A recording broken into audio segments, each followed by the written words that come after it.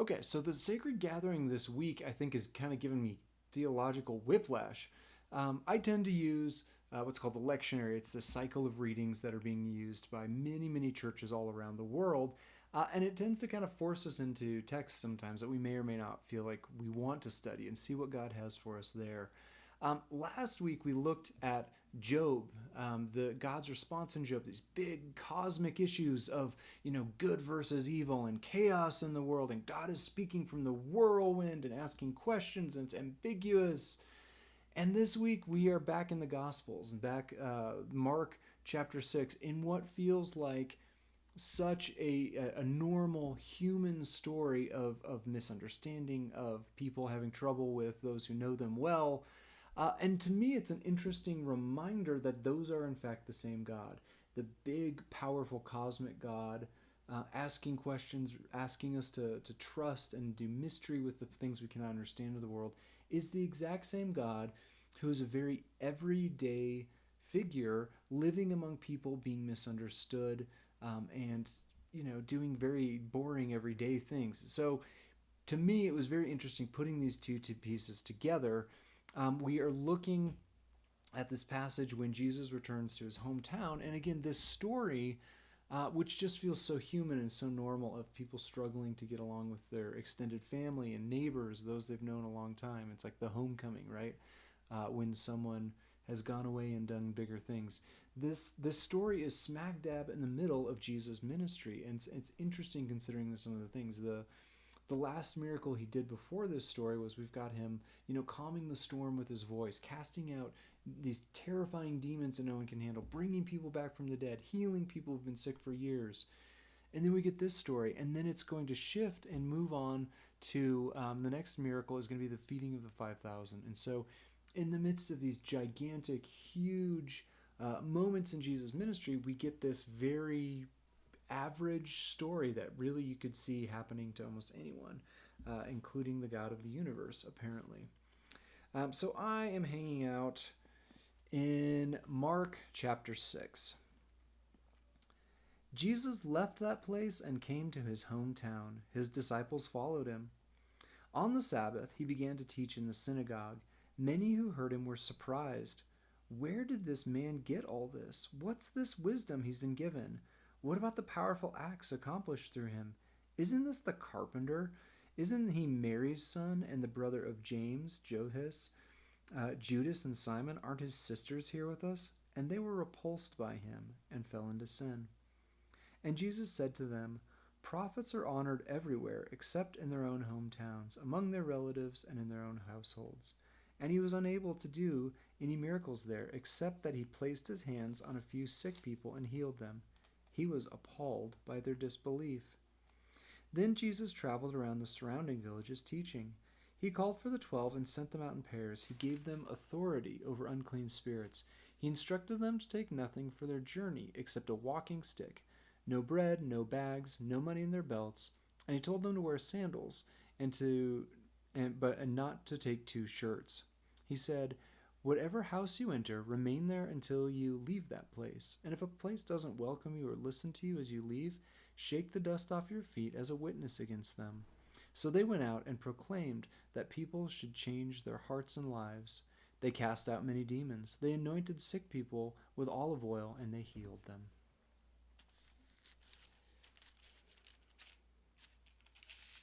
So I think the passage is interesting in that people are aware of some of those miracles I was talking about earlier, right? People, not all of them. I think the one, the calming the storm with the disciples was a fairly private miracle considering its scale. But they're aware of some of the miraculous healings they're doing. They're astonished at his teaching, right? Where did the man get this? What's with this wisdom he's given? What about these powerful acts? And then it takes an interesting turn. Isn't that just the carpenter? Isn't that just the handyman? Isn't that just the day laborer?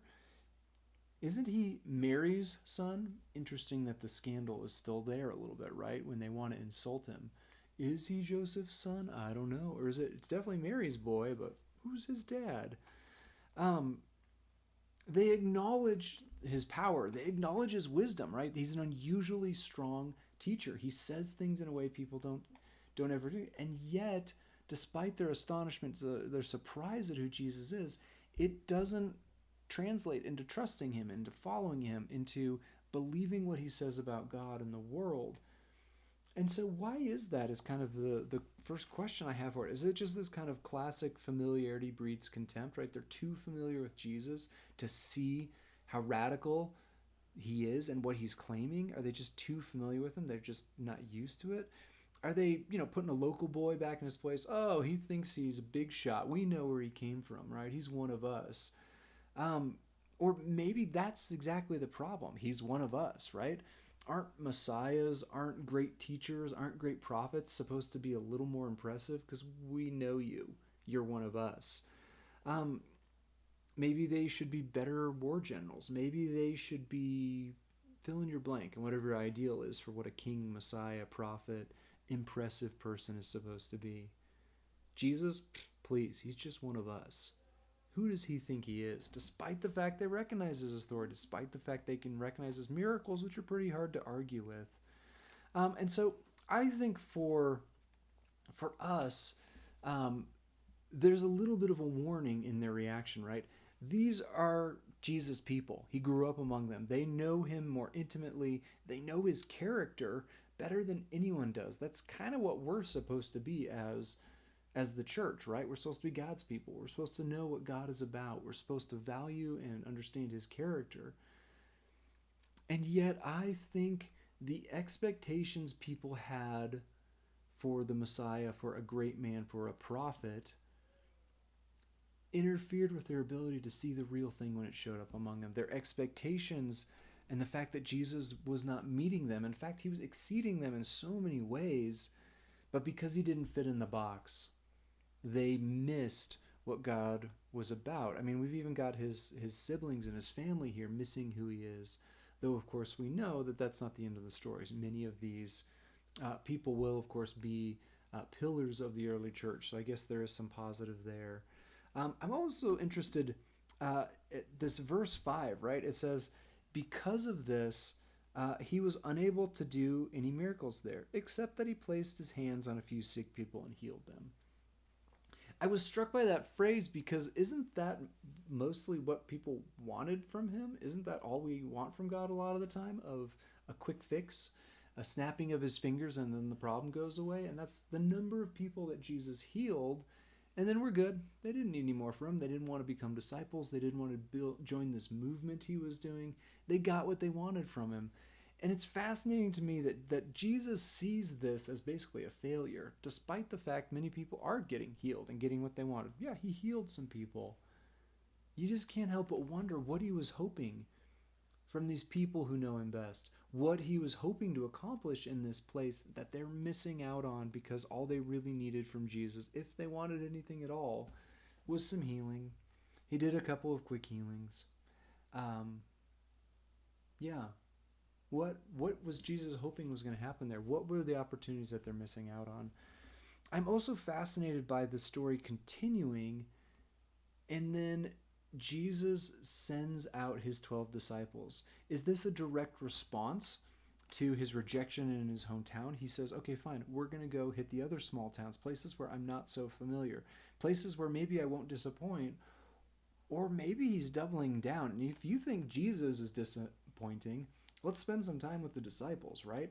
These guys are this incredible range of people from all across society. Many of them are not the people you'd want your daughter breaking home, right? We got tax collectors, we've got violent zealots, we've got working class guys, we've got people all across the board that are disciples who never get it. Whatever it is Jesus is throwing out, the disciples are there with the same baffled look on their face that the rest of the crowds have. And yet Jesus does not wait until they're ready in a lot of ways. And yet Jesus does not say, well, maybe we should go and be more impressive. Maybe we should give the people what they want, right? He kind of doubles down on this like ordinary stance of the fact that God can be among the unimpressive and the ordinary. Says, yeah, you think I'm unimpressive? Check out my guys, right? And he sends them. And yet what they are asked to do is not because they're so impressive, not because they're ready, but because they are needing to radically trust God. And yet to their credit, they go. They don't feel ready. They don't know how they are going to be provided for, and yet they receive, I think, from God, but more directly from people willing to have them. They receive hospitality, and we learn that this preaching tour they do, these miracles that they get to be part of, is a success, right? We're going to learn that kind of in the next section. And so their mission, I like, is very, very simple. They are showing signs, whether it's in the attacking the powers of darkness and casting out demons, doing healings. They're teaching, they're showing signs, and they're talking about the fact that God's kingdom is near. God is doing something new. God is doing something different. And I love kind of the humility of the stance, like, hey, if schmoes like us can figure it out, maybe you should get in on this too. So they're kind of showing signs of what God's kingdom is like, and then they're providing kind of this invitation, this proclaiming of, we probably need to change our hearts. We probably need to change our lives, not just the interior world and feel differently and think different. The patterns of our lives need to look different to line up with these new things that they have experienced, that they are trying to share, that they are trying to invite people into.